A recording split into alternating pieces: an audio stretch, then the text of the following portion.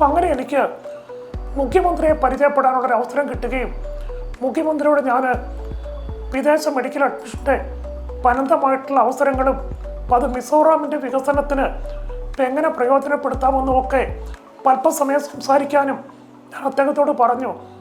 താങ്കളുടെ എല്ലാ മന്ത്രിമാരെയും ഇവിടുത്തെ ഉദ്യോഗസ്ഥ പ്രമുഖരെയും എനിക്കൊന്ന് സംസാരിക്കാനൊരു അവസരം തരാമെങ്കിൽ ഇപ്പം ഞാൻ അവരോടൊക്കെ ഈ കാര്യങ്ങൾ സംസാരിക്കാം.